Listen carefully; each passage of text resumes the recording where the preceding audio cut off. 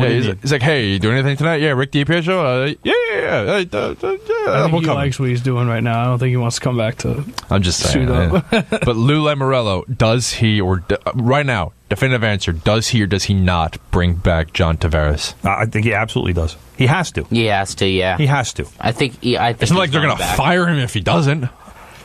He's already a better GM than Garth Snow ever was. And ever will be. Yeah. Let's put it this way. Like I said, Lou Lamoriello, what was the first thing that he did, even before he was the Islanders GM? He went to Toronto and he talked to John Tavares. And he let him, I'm sure he laid out the entire blueprint that, all right, this is what we're going to do. This is where we're going to go. Yes, we know we need a goalie. We know we need to shore up the defense. We're going to get you some help. Because, let's face it, the Islanders had Tavares, Barzal. I love this kid. But they need guys who can play both ways. And especially when you're talking about second and third line kind of players.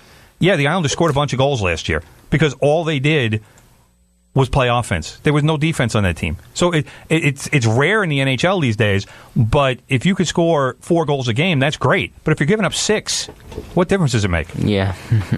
That was the problem last year. Now, like I said, I'm sure Lamoriello had a long sit-down with Tavares. Tavares wants to stay on Long Island. He's not looking to go to Toronto like all the writers were writing at the All-Star game for the last couple of years. He doesn't want that. He doesn't want that spotlight. So where's the perfect place to play if you don't crave the spotlight? Long Island. He doesn't have to worry about that. There's like, 2 guys that cover that team on a regular basis. So you can just exist. He gets his money. He's happy. He just plays hockey. That's all he has to worry about until he goes to the All-Star game. And now all of a sudden he's got 100 guys all asking him, well, what's your next step? What are you going to do? Why Long Island? It's fine for him. That's what he likes. So Lamoriello, I'm convinced, will make it work. Now, by the way, I just wanted to mention, Barry Trotz is not the first Stanley Cup coach to not return to the team the next year. Not by a long shot. No. And it's not to say it's a large number of people, but he's not the first. 5. Scotty Bowman. Twice. In 1979. Scotty Bowman leaves Montreal, becomes Buffalo Mike GM. Keenan was another one. Scotty Bowman in 2002. That's when he retired. Leaves Detroit and retires. Okay. I forgot who was the other one, too. Bob Johnson in 91. Oh, yeah, Badger Bob. Leaves Pittsburgh. Yes. Because he's wasn't it health? Yeah, it was health-related. Illness. Mike Keenan in 1994 leaves the New York Rangers to become the St. Louis Blues head coach. Why? Why would, especially with the players he had at the time? Him and Neil Smith did not get along. Yeah, he and Neil Smith didn't get along, and then to be the coach and the GM, which means that he got paid. I don't understand why Mike Keenan would leave Mark Messier. Well, Mark Messier at that point was getting old. He's still Mark Messier. True. But, like I said, I'm sure, and I'll say I'm sure, we could verify this, but I'm fairly sure that Mike Keenan doubled his salary with that move. You're talking about a Stanley Cup winning coach, a franchise, like St. Louis Blues back then were a mess. So what are they going to do? Here, Mike Keenan, here's a big check. You just won a Stanley Cup. Bring some of that magic to us. And then they found out he wasn't a magician. Like, Mike Keenan, you've just won the Super Bowl. Where are you going? Yeah. I'm not going to Disneyland. I'm going to St. Louis. I'm going to the hill. I'm going to the middle of nowhere.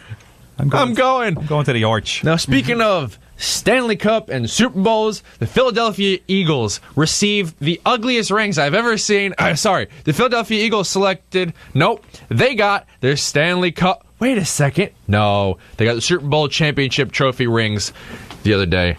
I haven't seen them. They're ugly. Very ugly. They have an ugly green color. I was going to say, they have to be green, so that's very, very ugly in my opinion. That's a bad story. And an inscription in there is the Dog Pound. The dog mask from really? Because they were the big underdogs. Isn't Dog Pound the Browns? Yes. I meant to say the dog mask. Now they did do a knock, and this is what teams do nowadays. Last year we had New England do 283 diamonds. Right. Philadelphia did. There's a certain spot that has a number of diamonds that equal the Philly Special. The jerseys of the 3 players that were part of the Philly Special.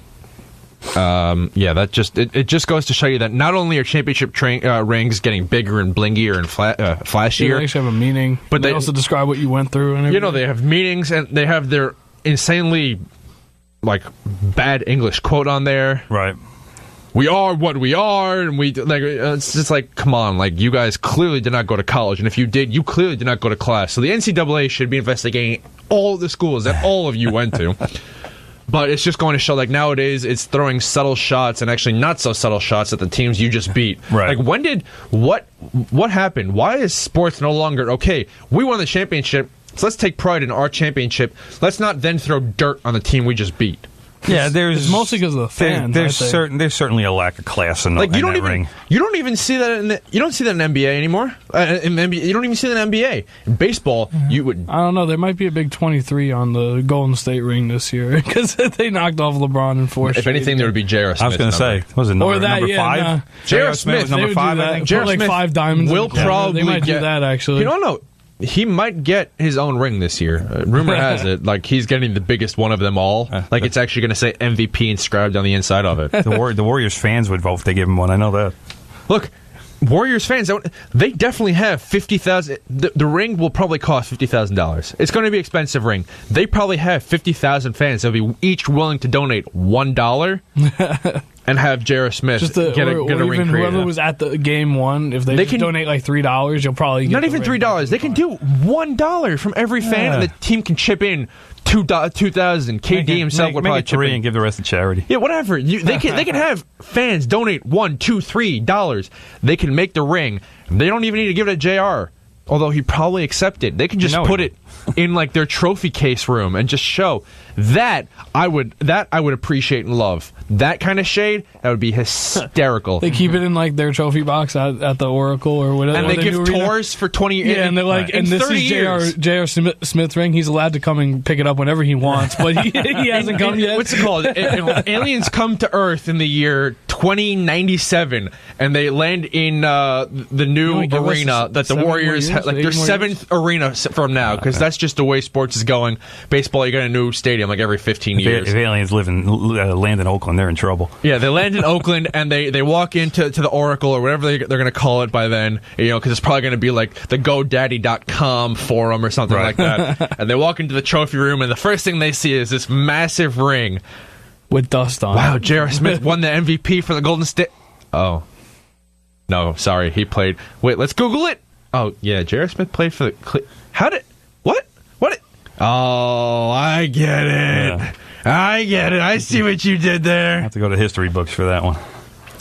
Julio Jones has roughly 3 years, roughly $35 million left on his contract with the Atlanta Falcons, although it's only partially guaranteed when you add this year and next year's guarantees for $7.2 million. He is holding out. Wow. He wants a new contract. He wants guaranteed. He wants a lot of guaranteed money, and you know what? He kind of deserves it. If you saw the way he played for Atlanta since he's been drafted by Atlanta, and they saved his career by trading up with the Browns, because had he been taken by the Browns, a whole other story. Because that's just, anyone who goes to the Browns until this year, when you have this year's insane wide receiver tanning. But Julio Jones, he's holding out. He wants the money. Show him the green. He earned it, people. He earned it. Show him the money he so rightfully deserves and earned. Unfortunately, this is doing something that happens a lot nowadays, especially in a sport like football, where you only have partially guaranteed. You have players who want more, team doesn't want to give it to them, it's their best player. All of a sudden, you have this rift between best player and management, and it just does not work well. It does not work out well. In a good note, I guess you can call it, there are certain times where it sort of does work out well. Odell Beckham Jr. did not, is not as great of a player as Julio Jones, in my opinion, and hopefully in all of yours as well. He was, supposed to hold out. He will be reporting to camp. He will not be holding out for a brand new contract. He's in the final year. He will probably get tagged if they don't sign a new contract. He will actually definitely get tagged, and then he'll be tagged again, a la Kirk Cousins. Tom Brady says retirement is coming sooner rather than later. Apparently TB12 is not as good as we all thought it was. I don't know. I guess I'm going to call 40. I'm going to call up Giselle and say, hey, I want my money back. If TB12 is deciding he's going to retire, I want out of this I want out of this health junk. I give me the candy, bring on the sugar, and I don't mean Giselle, and give me my money back. Big Ben Roethlisberger, the man known allegedly for doing some of the most disgusting, inhumane acts of life, said something profound and something I actually agreed with for the first time in my entire life. He said, Super Bowl wins are better than a big contract. Now, if only Carmelo Anthony understood that. Oh, if only Carmelo Only Anthony. A lot of athletes understood that. Exactly. Oh, where has Carmelo Anthony gone? Oh, where could he be? Oh, sorry about that. I was daydreaming. Oklahoma City. Yeah. If only Carmelo Anthony understood. NBA Finals are better than money. That's where money gets you these days. Oklahoma City. Yeah. Well, Aaron Rodgers has a 99 overall rating on Madden this year. TB12 has a 97. Aaron Rodgers hurt last year too. Was out for 9 weeks. Tom Brady took his team to back-to-back Super Bowls.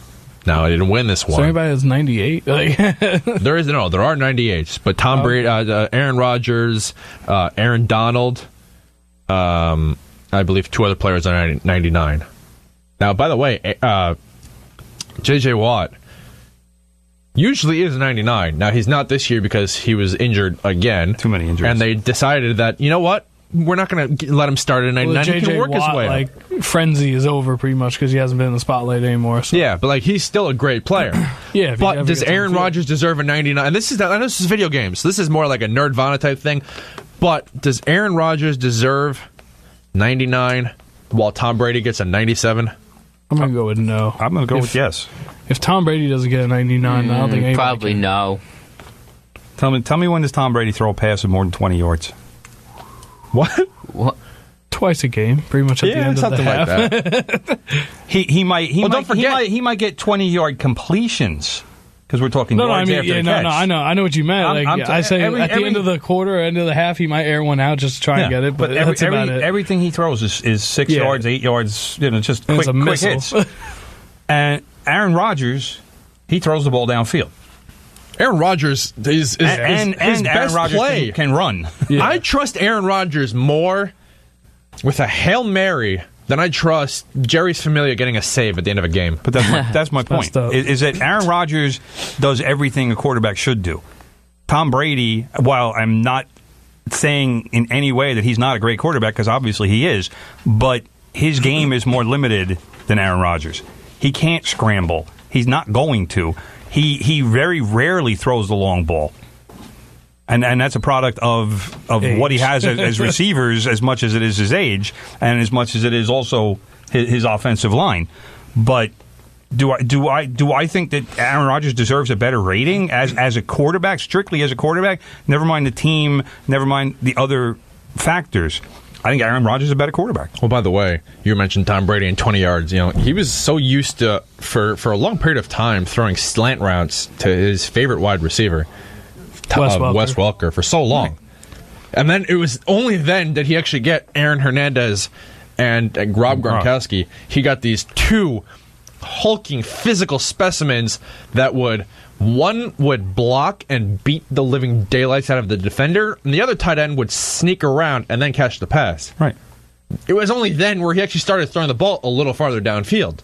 But that's what I'm saying. Everything with Brady is 3-step drop, quick throw, and it infuriates me because nobody else does his throws aren't as quick anymore thanks to that nice thumb he got. Right. But you look at teams that say, well, we're going to play West Coast offense. Well, that's what the Patriots do. That's the real West Coast offense, is quick hits, and if your receiver breaks a tackle, now your 6 or 7 yard pass just turned into a 30-yard pass. Yeah. So when the Giants say we're going to play West Coast offense, first of all, they're lying. But because they're looking for a 10 or 15-yard pass. But they never did it that way. And that's the way the 49ers did it when Montana and Young were the quarterback. It was the same kind of offense. And it's so easy to run. I don't know why more teams don't do it like that. Yeah. Because they should. Ladies and gentlemen, this has been the NBA Draft preview for the home stretch here on 90.3 WHBC. My name is Andrew Zucker, and alongside me, Karen Bonagura, Kyle McKay, special guest Tim Leonard. We want to thank so much for coming in. Stay tuned for the German Hit Parade. It's been fun. We'll see you guys next week. Peace out. Okay. Yo. Tell your friends.